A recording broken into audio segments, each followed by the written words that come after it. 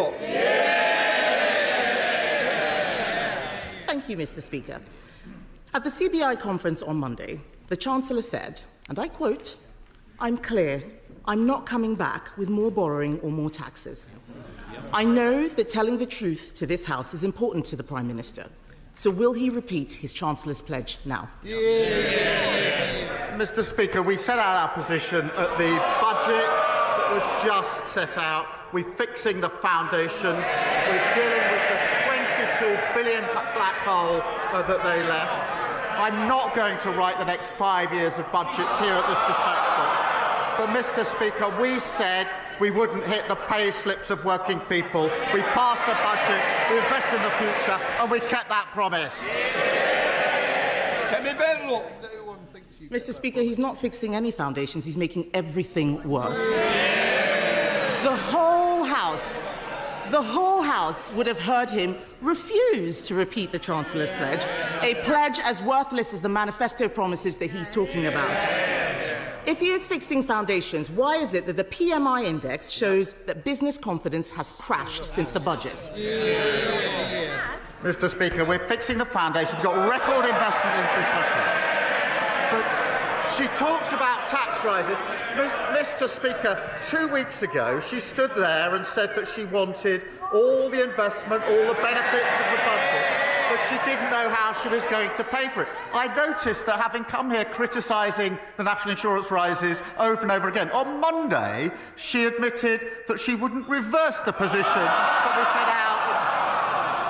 Meanwhile, her science minister was saying he was going energetically to do the opposite. They really haven't got a clue what they're doing.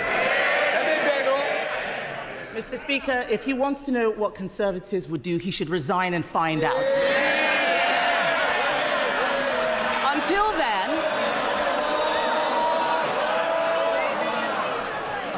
I'll decide when there's more. Mr. Speaker, until then, I'm the one asking the questions. There's a petition out there, 2 million people asking him to go. He's the one who doesn't know.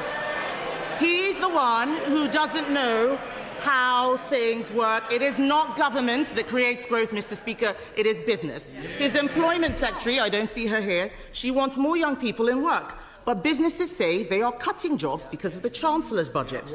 His Deputy Prime Minister, she is not here. Her employment rights bill will stop businesses hiring. That's what they say. The CBI said on Monday that the dots of the government's policy don't join up. They're right, aren't they? Mr. Speaker, on Monday she said that she wouldn't reverse the increase in national insurance. Yesterday, on their legacy legislation, their predecessor, they couldn't decide what their position was. Today, they've launched a policy commission asking other people to give them some ideas for government. And she talks about a petition. We had a massive petition on the 4th of July in this country. We spent years taking our party from a party of protest to a party of government. They're hurtling in the opposite direction. What a load of nonsense, Mr. Speaker. We had a budget in March this year, and tractors were not blockading the streets of Whitehall afterwards. So let me give him another example of a real business. Following his budget, the head of McVitie's has said that it has been harder to understand what the case for investment in the UK is. So while the Prime Minister has been hobnobbing in Brazil, businesses have been struggling to digest his budget. Isn't it the case, Mr. Speaker, that the Employment Rights Bill shows that it is not only the ginger nut that is causing him problems?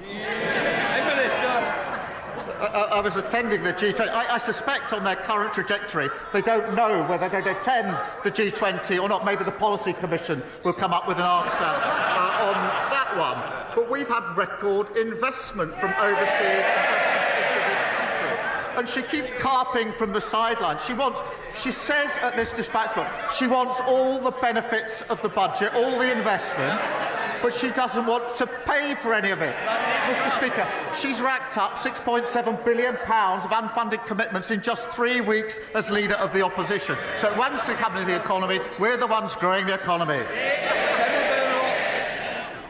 Mr. Speaker, the investment he's taking credit for was our work. I was business secretary. We negotiated those deals that he announced. But the bottom line is that in all that he has said, he doesn't seem to care about the young people who will lose their jobs as a result of his budget. Perhaps he can show more concern for the 1,100 people who found out yesterday that they could lose their jobs at Vauxhall's plant in Luton. So while he flies around making unilateral commitments, back home, the real-world effects are businesses closing in Bedfordshire and Basildon. Does the Prime Minister stand by his promise to ban the sale of petrol cars by 2030, even if more jobs will be lost? Prime Minister. Mr. Speaker, I wouldn't normally invite a heckle, but that one was accurate. Mr. Speaker, the question of the position of jobs in Luton is a very serious one, and families and workers will be very worried, and we are obviously engaging with them. I would remind the Leader of the Opposition that the EV mandates that are an issue in this particular case were actually introduced by the last government.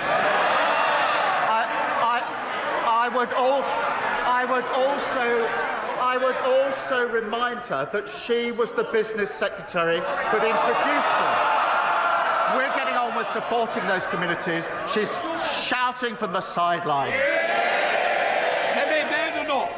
Mr. Speaker, he clearly didn't read his briefing about the EV mandate. The fact is, we changed the date and made it easier for people. Everything he has done is attack people. The budget was an attack on farmers, an attack on workers, an attack on pensioners, an attack on the young, and an attack on thousands of charities and businesses across the country.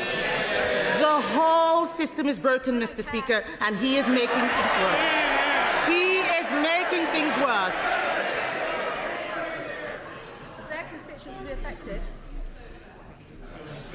Mr. Speaker, he is making things worse. Everyone is unhappy. Isn't it a good thing that the Chancellor is an expert at customer complaints? Mr. Speaker, I think she's just read out the charge sheet against the last government. Everything is broken.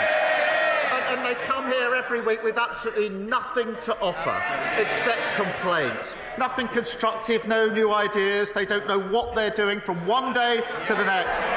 Living in this fantasy world that everything was fine, apparently, for 14 years.